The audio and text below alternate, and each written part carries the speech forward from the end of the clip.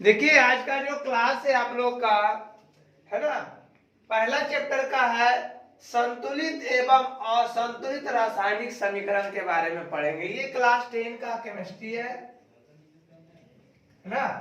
संतुलित एवं असंतुलित ये टॉपिक है, इसके बारे में हमको पढ़ना है। और इस चैप्टर का नाम है, पहला चैप्टर जो है रासायनिक अभिक्रियाएं एवं समीकरण। कौन सा चैप्टर है? रासायनिक अभिक्रियाएं एवं समीकरण। तो उसमें हम लोग को पढ़ना है संतुलित एवं असंतुलित रासायनिक समीकरण क्या है, इसके बारे में हम लोग देखेंगे। चलिए आइए आप लोग ध्यान दीजिए। पहला है मेरा संतुलित रासायनिक समीकरण। देखिए पहला हम लोग पढ़ेंगे संतुलित रासायनिक समीकरण, बैलेंस्ड केमिकल इक्वेशन, है ना। तो हम लोग ध्यान पूर्वक देखेंगे इस वीडियो को। तो चलिए आइए इसको हम लोग लिखते हैं। संतुलित रासायनिक समीकरण क्या है?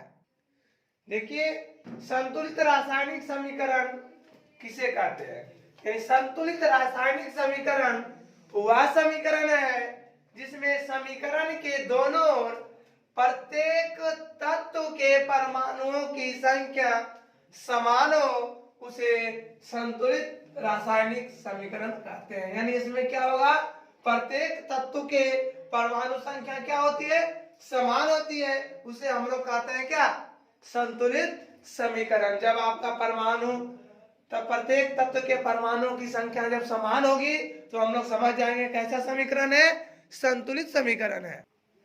देखिए जैसे में हाइड्रोजन और क्लोरीन के बीच होने वाली रासायनिक अभिक्रियाओं को निरूपित करने वाले समीकरण निम्न है। जैसे इसमें देखिए ये तत्वों के परमाणु की संख्या 2, इसमें हाइड्रोजन में भी है और क्लोरीन में भी 2 है ना। तो ये मेरा क्या हो जाएगा? संतुलित समीकरण। H2 + Cl2 इक्वल, जब अभिक्रिया हुआ तो 2HCl हुआ। इस 2HCl का मतलब हो गया, जानते क्या? हाइड्रोजन क्लोराइड, है ना। हाइड्रोजन और क्लोरीन के मिलकर के क्या बना? हाइड्रोजन क्लोराइड, है ना। तो हम लोग इसको ध्यानपूर्वक देखेंगे। इसको हम लोग लिख सकते हैं सजा करके। इसको हम समझाते हैं कि किस परमाणु संख्या किसका कितना था, ठीक है। देखिए इसमें जो है हाइड्रोजन के परमाणुओं की संख्या बाईं ओर भी 2 है, दाईं ओर भी 2 है। क्लोरीन में भी परमाणुओं की संख्या बाईं ओर 2 और दाईं ओर 2। इसलिए ये क्या है? कैसा समीकरण हो जाएगा? ये संतुलित समीकरण हो जाएगा। अब हम लोग पढ़ेंगे असंतुलित रासायनिक समीकरण। असंतुलित रासायनिक समीकरण क्या है? यानी अनबैलेंस्ड केमिकल इक्वेशन, इसके बारे में हम लोग देखेंगे। देखिए दूसरा है आपका असंतुलित रासायनिक समीकरण, अनबैलेंस्ड केमिकल इक्वेशन, इसके बारे में हम लोग पढ़ेंगे। उसमें आपका तत्व के परमाणुओं की संख्या समान था, इसमें समान नहीं होगा, इसलिए क्या हो जाएगा? असंतुलित। और जैसा ही हो गया, इसका मतलब आप लोग तो जानते होंगे कि उससे जस्ट क्या होगा? विपरीत होगा।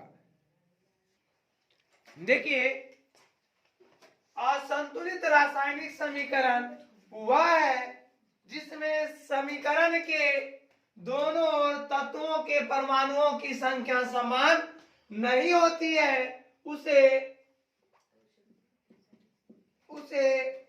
असंतुलित रासायनिक समीकरण कहते हैं। देखिए ध्यान से, उसमें क्या था?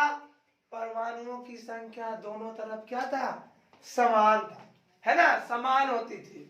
इसमें समान नहीं है तो उसको हम लोग क्या कहेंगे? असंतुलित रासायनिक समीकरण। चलिए इसको ध्यान से देखिए आप लोग।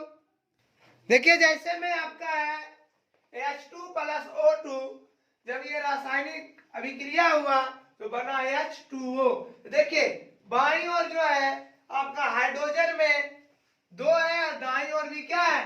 2 है। लेकिन यहाँ देखिए ऑक्सीजन के परमाणुओं की संख्या देखिए, बाईं ओर आपका 2 है तो दाईं ओर क्या है?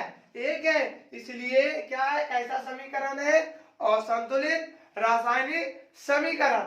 H2O का मतलब क्या हो गया? जल, जो हम लोग पीते हैं, है ना।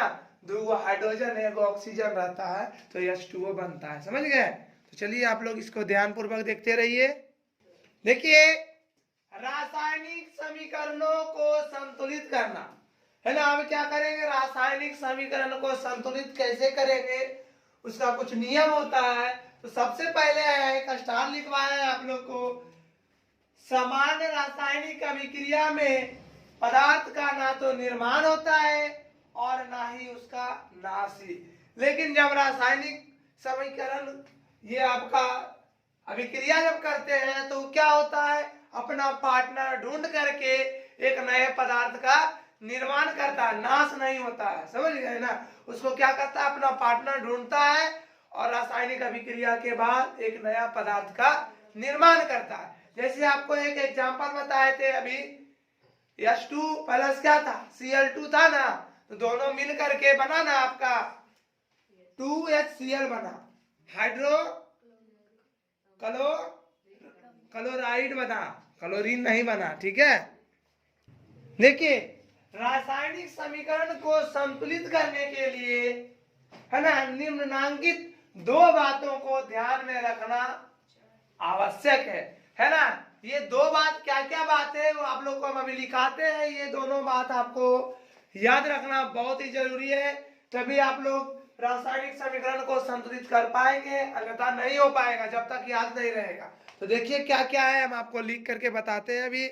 आप इस वीडियो को लगातार देखते रहिए।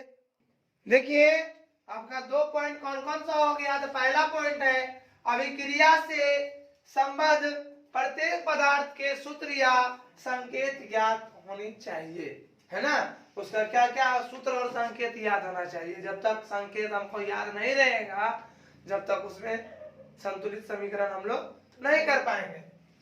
बाईं ओर के सूत्रों के अधोलिखित के अंक समीकरण को संतुलित करने के कर्म में परिवर्तन हो सकते हैं, यानी परिवर्तन हो सकता है संतुलित करने के कर्म में, है ना। यही 2 पॉइंट है, आपको ध्यान में रखना होगा।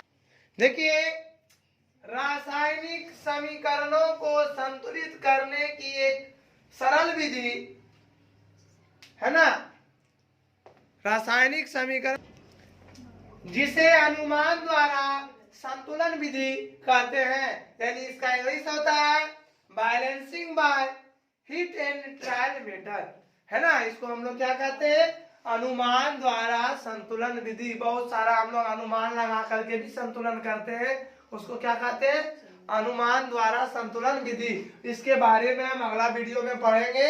आप लोग वीडियो को लगातार देखते रहिए, लाइक सब्सक्राइब एंड शेयर करते रहिए।